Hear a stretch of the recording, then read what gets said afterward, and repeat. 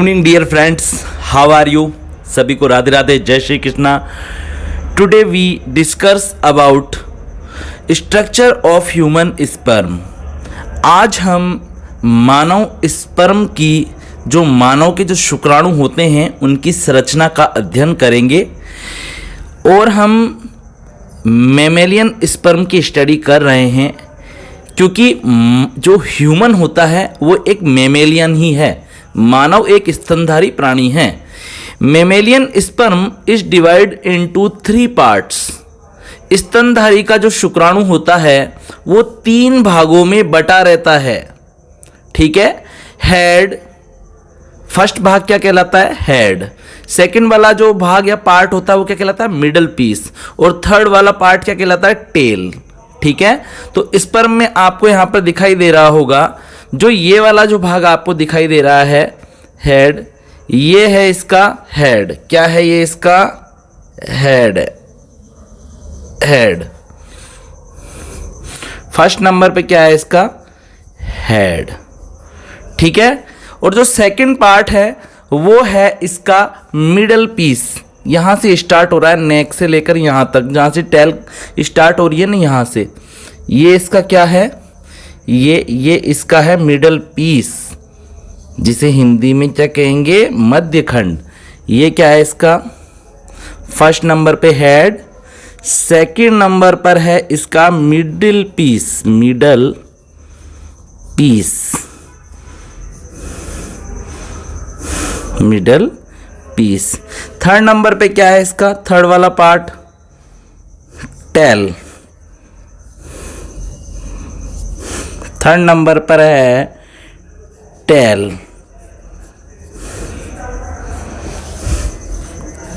ठीक है। तो mammalian sperm is divide into 3 parts. First होता है हेड, सेकंड होता है मिडल पीस, इसे हिंदी में कहेंगे मध्य खंड, और थर्ड नंबर पर होता है टेल। आपको यहाँ पर दिखाई दे रहा है हेड, आपको दिखाई दे रहा है यहाँ पर, और हेड के अंदर 2 पार्ट है। हेड के अंदर भी कितने पार्ट हैं? इसके सर में भी कितने पार्ट है? 2 पार्ट होते हैं। एक तो होता है न्यूक्लियस, और जस्ट न्यूक्लियस के ऊपर होता है एक्रोसोम। एक कैप लाइक स्ट्रक्चर होती है, टोपीनुमा संरचना होती है, एक्रोसोम। ठीक है। और स्पर्म के जो सबसे बाहरी जो मेम्ब्रेन पाई जाती है, ठीक है, जो स्पर्म की क्या करती है? प्रोटेक्शन करती है। सबसे बाहर जो ये मेम्ब्रेन पाई जा रही है, ये ब्लू कलर की, ये क्या है? प्लाज्मा मेम्ब्रेन है, जीवद्रव्य कला है। ठीक है। फिर हेड के नीचे वाले भाग में होती है नेक, और नेक से क्या जुड़ा रहता है? इसका मिडिल पीस जुड़ा रहता है, मध्य खंड जुड़ा रहता है। और मिडिल जो पीस होता है उसके बीच में एक छड़नुमा एक रज्जुक पाई जाती है, एक एक्सिस पाई जाती है। क्या पाई जाती है? एक एक्सिस पाई जाती है। और इस एक्सिस के चारों तरफ, इस एक्सिस के अराउंड जो माइटोकॉन्ड्रिया होते हैं वो स्फेरिकल शेप में, जो मिडिल पीस के अंदर जो ये एक्सिस आपको दिखाई दे रही है, इस एक्सिस के अराउंड, इस एक्सिस के चारों तरफ जो माइटोकॉन्ड्रिया है वो स्पाइरल ऑर्डर के अंदर अरेंज्ड रहते हैं। एक कुंडलित क्रम में क्या रहते हैं? व्यवस्थित रहते हैं। ठीक है। और मिडल पीस में से क्या निकलता है? एक एक्सियल फिलामेंट निकलता है। ठीक है। थर्ड नंबर पर क्या होती है? टेल होती है। तो यहां पर क्या बता रहा है कि मिडिल पीस में से क्या निकल रही है? एक एक्सियल फिलामेंट निकलता है, जो कि टेल का फॉर्मेशन करता है। अब अपन ध्यानपूर्वक देखते हैं, यहां पर कुछ थ्योरी लिखी हुई है, इसको देखते हैं अपन। देखिए, सबसे पहले अपन किसके बारे में पढ़ लेते हैं? हेड के बारे में पढ़ लेते हैं। किसके बारे में स्टडी कर लेते हैं? हेड के बारे में। ठीक है। देखिए आप ध्यानपूर्वक देखिए। हेड को हिंदी में शीर्ष कहते हैं। हेड न्यूक्लियस एंड एक्रोसोम का बना होता है। किसका बना होता है? हेड न्यूक्लियस एंड एक्रोसोम का बना होता है। ये देखिए, ये हेड है इसका, और हेड के अंदर एक आपको नैरो शेप्ड, ठीक है, लॉन्ग और नैरो शेप्ड, ठीक है, यहां पर न्यूक्लियस दिखाई दे रहा है और न्यूक्लियस के अंदर क्या पाया जाता है, न्यूक्लियस में जेनेटिक मटेरियल के रूप में, आनुवांशिक पदार्थ के रूप में क्रोमोसोम पाए जाते हैं और क्रोमोसोम के साथ में प्रोटामीन नाम की प्रोटीन पाई जाती है। क्या पाई जाती है? प्रोटामीन नाम की एक प्रोटीन भी पाई जाती है। तो न्यूक्लियस में क्या क्या पाया जाता है? जेनेटिक मटेरियल के रूप में तो क्रोमोसोम और क्रोमोसोम के साथ में प्रोटामीन प्रोटीन भी पाई जाती है। प्रोटामीन भी लिख सकते हैं, प्रोटेमीन भी कह सकते हैं, प्रोटेमीन प्रोटीन पाई जाती है। ठीक है, अब आप ध्यानपूर्वक देखिए, जो न्यूक्लियस होता है उस न्यूक्लियस के एंटीरियर एंड पर एक्रोसोम पाया जाता है। एंटीरियर एंड का मतलब क्या होता है? एक्रोसोम के आगे की तरफ, एक्रोस मतलब कि न्यूक्लियस के आगे की तरफ, न्यूक्लियस के एंटीरियर एंड पर क्या पाया जाता है? एक्रोसोम पाया जाता है। तो अपन ये भी लिख सकते हैं कि न्यूक्लियस के आगे की तरफ, या अपन ऐसे बोल सकते हैं कि न्यूक्लियस के अग्र सिरे पर, एंटीरियर एंड मतलब न्यूक्लियस के अग्र सिरे पर क्या पाया जाता है? एक्रोसोम अटैच रहता है, एक्रोसोम पाया जाता है। और इस एक्रोसोम के अंदर क्या पाए जाते हैं? इस एक्रोसोम के अंदर आपको कुछ ब्लैक ब्लैक सा भरा हुआ दिखाई दे रहा है। ये टोपी लाइक स्ट्रक्चर है, कैप लाइक स्ट्रक्चर है। और इसके अंदर क्या क्या पाए जाते हैं? इसके अंदर, एक्रोसोम के अंदर acidic protein enzyme anti fertilizin पाया जाता है। एक अम्लीय प्रकृति का प्रोटीन से बना हुआ एक एंजाइम पाया जाता है, एंटी फर्टिलाइजिन। ये एंटी फर्टिलाइजिन क्या काम करता है? फर्टिलाइजेशन के दौरान जो एग की जो मेम्ब्रेन होती है उसको डिजोल्व करने का और एग की मेम्ब्रेन में छेद करने का ये कार्य करता है, ताकि इजीली स्पर्म का जो न्यूक्लियस है वो एग के अंदर एंटर करके एग के न्यूक्लियस से अटैच हो जाए और फर्टिलाइजेशन की प्रोसेस इजीली कंप्लीट हो जाए। साथ ही साथ एक्रोसोम के अंदर लाइसिन एंजाइम भी पाया जाता है। हाई एलुरोनिडेज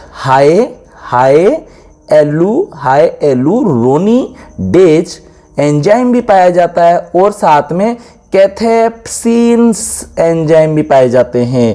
तो बच्चों, हेड वाले भाग के अंदर क्या क्या पाया जाता है? एक तो न्यूक्लियस होता है और न्यूक्लियस के अंदर होता है क्या? जेनेटिक मटेरियल क्रोमोसोम, एंड उसके साथ में होता है प्रोटेमीन प्रोटीन। ठीक है, एक्रोसोम के इधर आप देखिए ध्यानपूर्वक, जो न्यूक्लियस है इसके एंटीरियर एंड पर एक्रोसोम पाया जाता है। एक्रोसोम के अंदर anti fertilizin, lysin, hyaluronidase, cathepsin आदि एंजाइम पाए जाते हैं। ठीक है, ये सभी एंजाइम पाए जाते हैं। फिर हम क्या पढ़ेंगे कि जो हेड का जो नीचे वाला जो पार्ट होता है ना, यहां पर होती है नेक। क्या होती है? इसकी गर्दन होती है।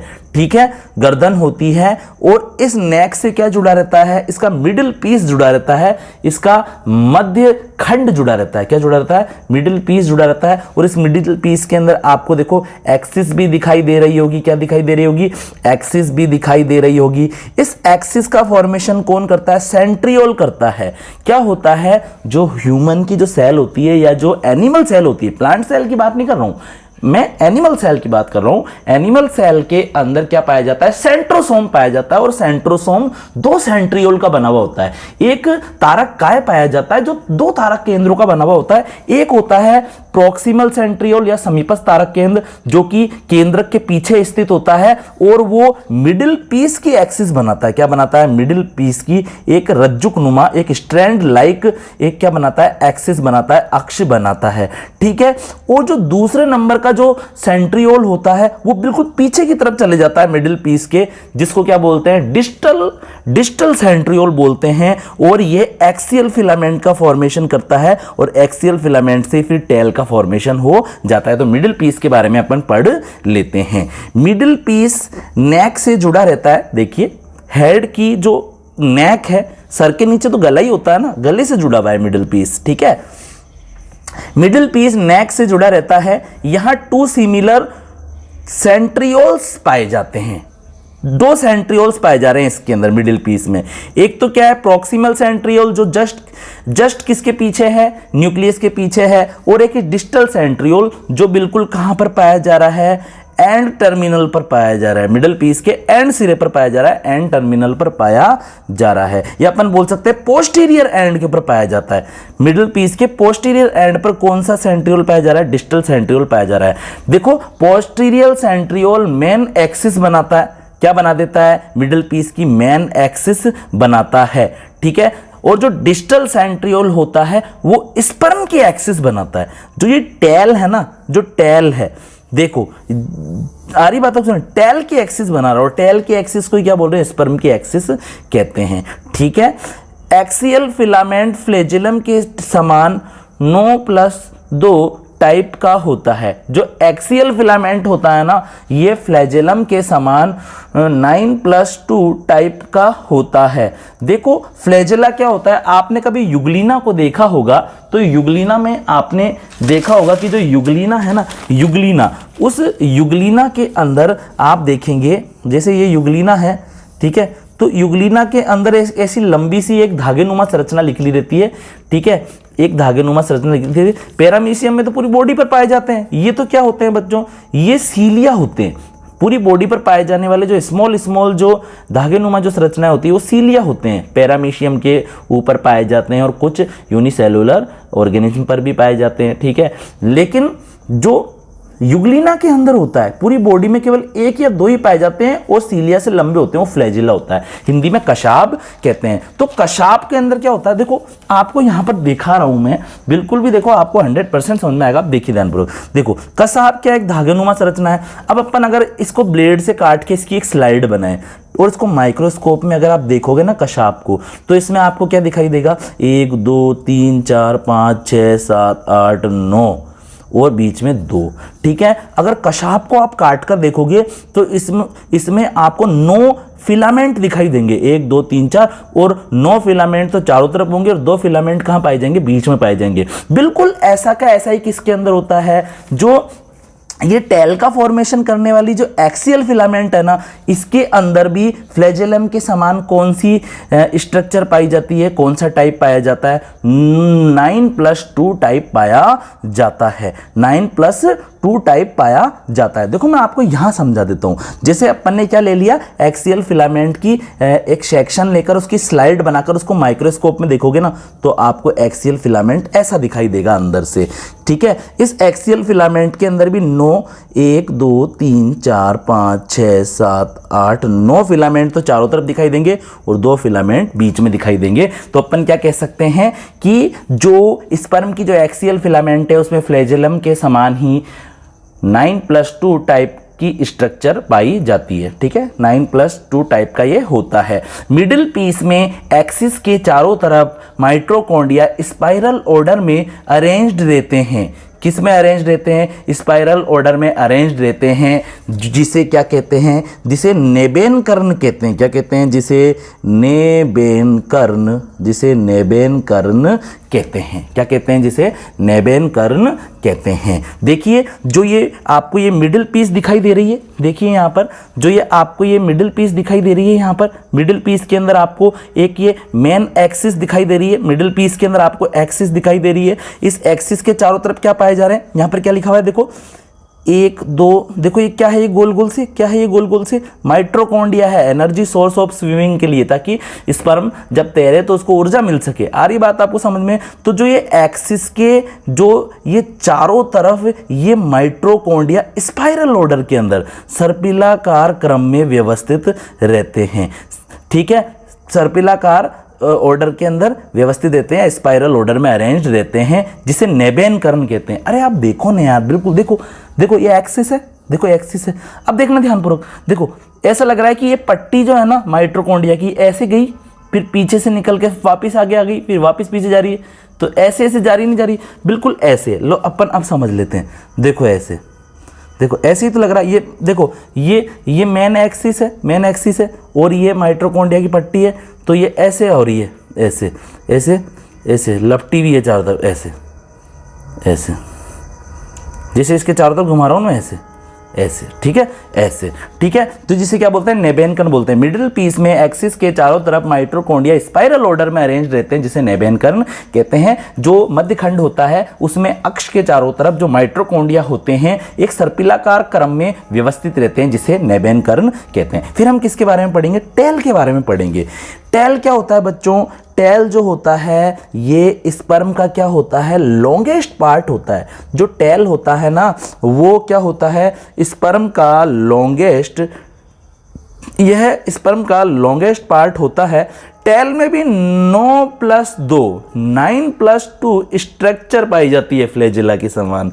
चाहे आप एक्सिस का, चाहे तो आप इसकी मिडिल पीस की एक्सिस की स्लाइड देख लो, चाहे इसके ये एक्सियल फ्लैजिला जो ये टेल में जो फ्लैजिला पाया जा रहा है इसकी आप स्लाइड बनाकर देख लो। अंदर आपको 9 फिलामेंट दिखाई देंगे और उसके बीच में 2 फिलामेंट और दिखाई देंगे। 9+2 फिलामेंट आपको इसमें दिखाई देंगे। 9+2 स्ट्रक्चर पाई जाती है, ठीक है। Cytoplasm and thick Flagyl filament पाया जाता है। क्या पाया जाता है, टेल के अंदर साइटोप्लाज्म पाया जाता है। ये आपको दिखाई दे रहा है, ये क्या है, ये देखिए क्या है, ये लो मैं इसको भर देता हूँ। ये साइटोप्लाज्म है।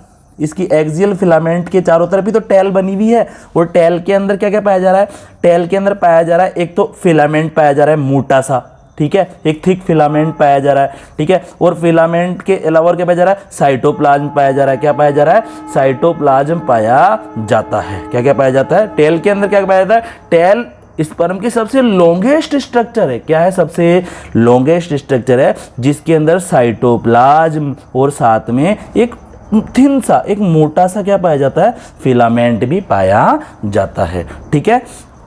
इसमें स्टोर फूड, इसमें संचित भोजन, जैसे संचित भोजन का, इसमें संचित भोजन हो गया, ठीक है, जैसे स्टोर फूड, राइबोसोम, ठीक है। राइबोसोम नहीं होता सेल के अंदर, सेल ऑर्गन है राइबोसोम। क्या बोलते हैं इसको, प्रोटीन की सिंथेसिस की फैक्ट्री बोलते हैं सेल की।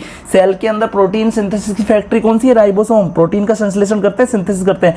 एंडोप्लाज्मिक रेटिकुलम, ठीक है, एंडोप्लाज्मिक रेटिकुलम, अंतरपर्दवीय जालिका, जो कहाँ पाई जाती है, केंद्रक के चारों तरफ साइटोप्लाज्म में पाई जाती है। न्यूक्लियस के अराउंड चारों तरफ साइटोप्लाज्म में पाई जाती है। न्यूक्लियस एंड आरएनए एब्सेंट रहते हैं। टेल के अंदर ना तो कोई स्टोर फूड है, ना ही कोई राइबोसोम है, ठीक है, ना ही कोई एंडोप्लाज्मिक रेटिकुलम है, ना ही कोई न्यूक्लियस है, ना कोई आरएनए वगैरह इसके अंदर पाया जाता है, ठीक है। Male human release about 200 to 300 million sperm at a time.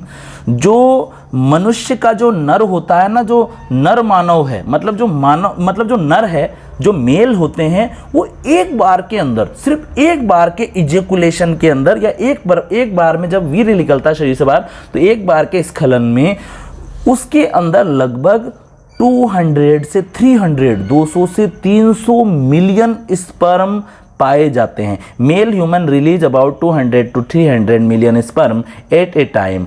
जो नर होते हैं वो एक बार में 200 से 300 मिलियन स्पर्म निकाल देते हैं। तो इसमें आप देखिए ध्यानपूर्वक, 200 से 300 मिलियन, इसका मतलब क्या है बच्चों, 1 मिलियन का मतलब होता है, 1 मिलियन का मतलब होता है 10 लाख, 10 लाख। तो आप 200 को 10 लाख से इंटू करो तो करोड़ों में आएगी। आप 300 को भी किससे इंटू कर सकते हो, 10 लाख से इंटू कर सकते हो, ठीक है। तो male human release about 200 to 300 million sperm at a time. इनमें से 60% नॉर्मल शेप और साइज के होते हैं, ठीक है, नॉर्मल शेप और साइज के होते हैं, तथा जो 40% है वो फास्ट मोबिलिटी वाले होते हैं, फास्ट गतिशीलता वाले होते हैं, तेजी से गतिशीलता वाले होते हैं, और यही फर्टिलाइजेशन में अपनी महत्वपूर्ण भूमिका निभाते हैं, अपना इंपॉर्टेंट कैरेक्टर रोल प्ले करते हैं ये, ठीक है। स्पर्म के चारों तरफ एक प्लाज्मा मेम्ब्रेन भी पाई जाती है। क्या पाई जाती है, स्पर्म के चारों तरफ एक प्लाज्मा मेम्ब्रेन भी पाई जाती है, ठीक है। तो आई होप जो आज मैंने आपको पढ़ाया है वो आपको समझ में आया होगा। तो हम क्या देख रहे थे, हम पढ़ रहे थे स्ट्रक्चर ऑफ ह्यूमन स्पर्म, ठीक है। जो ह्यूमन का जो स्पर्म है 3 पार्ट में डिवाइड रहता है, हेड में, ठीक है, मिडल पीस में और टेल में, ठीक है। हेड में क्या होता है, न्यूक्लियस एक्रोसोम होता है। एक्रोसोम में बहुत से एंजाइम होते हैं, anti fertilizin, lysine, hyaluronidase enzyme, cathepsin enzyme, ठीक है, जो कि क्या करते हैं, फर्टिलाइजेशन के दौरान एग की मेम्ब्रेन को डिजोल्व करने का कार्य करते हैं। ठीक है, मिडिल पीस क्या होता है, मध्यखंड होता है, जो कि किससे जुड़ा रहता है, नेक से जुड़ा रहता है, जिसके अंदर एक माइट्रोकॉन्ड्रिया से बनी हुई नेबेनकर्म पाई जाती है। ठीक है, मिडिल पीस से टेल जुड़ी रहती है, जो सबसे लॉन्गेस्ट पार्ट होता है। ठीक है, तो आई होप जो आज मैंने आपको पढ़ाया है वो आपको समझ में आया होगा। अगर आप वीडियो को 1-2 बार अच्छे से देखेंगे ध्यानपूर्वक कॉन्सेंट्रेट के साथ में, तो आपको ज़रूर समझ में आएगा। ठीक है, और आपसे निवेदन है कि आप चैनल को सब्सक्राइब कीजिए, वीडियो को आप पूरा अंत तक ही देखिए, तभी आप अच्छे से अच्छा समझ पाएंगे। चैनल को सब्सक्राइब करेंगे तो मैं भी नए नए वीडियो लेकर आपके लिए आता रहूँगा। सभी को थैंक यू, सभी को राधे राधे, जय श्री कृष्णा, सभी अपना ख्याल रखिए।